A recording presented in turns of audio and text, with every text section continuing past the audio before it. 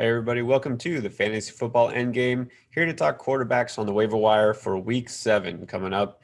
And as far as quarterback goes, you're not really playing the wire too much probably these days. You pretty much are settled on who you got. Um, Although you might be a little concerned if you have certain players. Aaron Rodgers was doing just great until this week. I'm not saying you're benching him, but you might be a little worried. And then you have some guys, of course, that are on bye this coming week. We're going to see 4 teams at a time for the next several weeks. We're going to have a lot of heavy bye weeks. So you probably need a streamer or somebody else to fill in.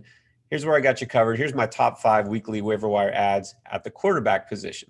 Before we get started, don't forget, hit subscribe, give us a thumbs up if you like what you see. And if you have any specific questions, always leave a comment here and we'll get back to you as soon as possible, or follow us at Endgame Fantasy.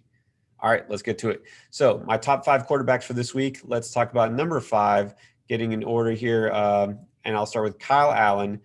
And no, you don't want Kyle Allen on your team if possible, because, well, there's probably better options out there. But if you're in a deep league, right, maybe a 14 or a 16 team league, or if you play super flex, it could be that you need somebody. He's available and he is a streaming option. And I'll tell you why, just for the fact that going to play the Cowboys in Week 7.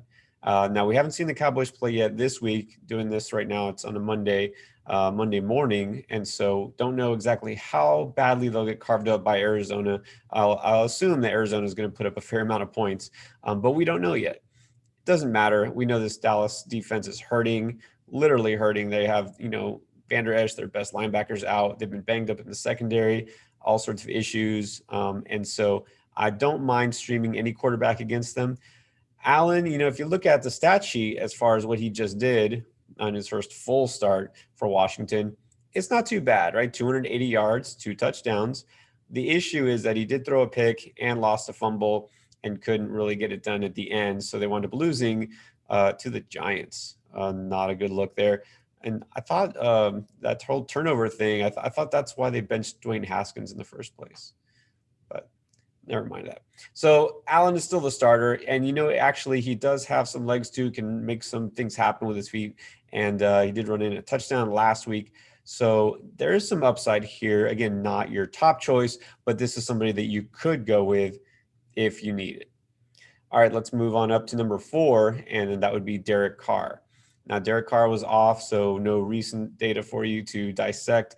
He's been looking pretty good, though, the past few weeks, and in fact, he's been on a roll. He's thrown either 2 or 3 touchdown passes in 4 straight games, right? So ever since week 1, he's been a really solid fantasy quarterback, more of a high-end QB2 than a QB1, not somebody you're necessarily starting in a 12-team league, but he has been serviceable. I'll tell you, I have him in the fishbowl. He's been doing me pretty well as far as my second quarterback goes.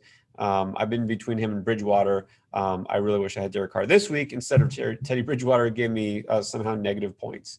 But anyways, Derek Carr, not a bad quarterback to go with. Here's the issue, though. I have him a little lower, facing the Buccaneers. You saw what the Bucs did to Aaron Rodgers this week. Not so good. They have a fierce pass rush. It's for real. And this is a team that actually has a much better secondary. You see Jamel Dean, what he did, not just that pick six, but he's been one of the top graded cornerbacks this entire season. It's a true second-year breakout. This is one of those guys that pretty soon you're going to want to try to fade receivers who are being covered by him. Raiders don't really have any specific receiver to fade, and I don't say that you should fade Carr just based on this matchup. Just don't expect great things. The good thing with Carr is that it's pretty high floor. He's going to get you at least 200, probably 250 yards, and he's not throwing picks at all. Only 1 interception on the season. So he's a safe, if not exciting, quarterback that you could stream. Now, as far as my number 3 pick, I already mentioned Teddy B. Terrible, no good week. I mean, he was due for a bad game. He didn't have one, right? He was on a roll, so this was it. This was his bad game. Worst game as a Panther. Didn't get a touchdown, 216 passing yards. That is it. And he was picked off twice. All right.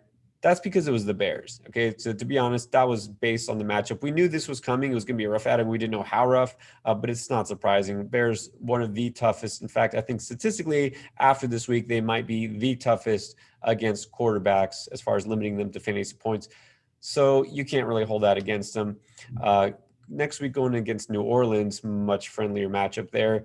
I don't think we have a revenge game thing going on, his former team, because he was only with him for like a year. And he should be happy that they give him a chance.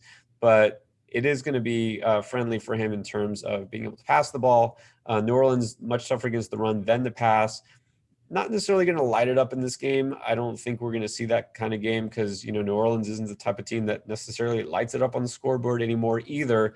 But I do see that he's going to be a pretty solid high-end QB2 for you. So if you need to replace somebody, on bye this week, then you can do that with Bridgewater.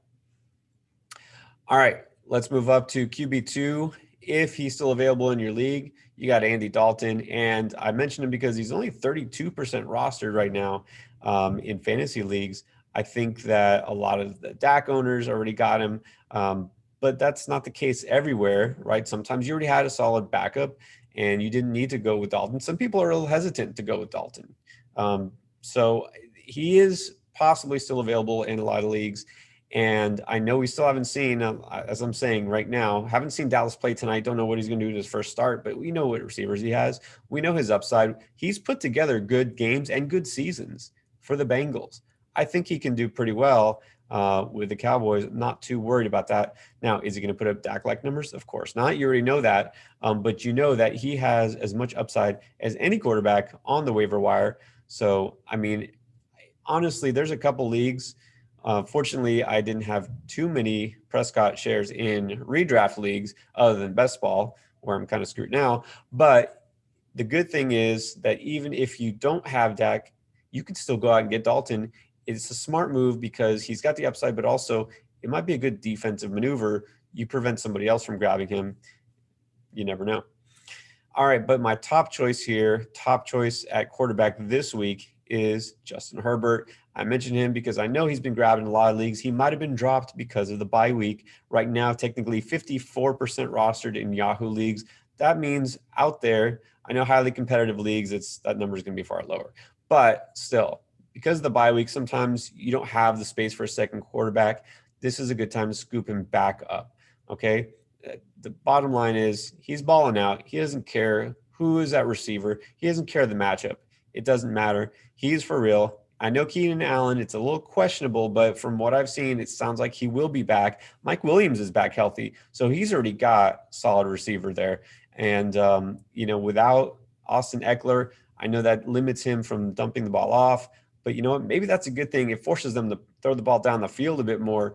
They're going to have to rely on his arm a little bit more. And so I think going against Jacksonville this coming week, he's almost a must start in 12-team leagues unless you happen to have an elite quarterback already. But love Herbert, not just as a waiver wire ad, but as a streamer and a start option this week. We'll talk about that a little bit more in our start sit videos, what Chris and I do each week also. So check those out. Check out my other waiver wire articles too, running back, wide receiver, and tight end each and every week right here.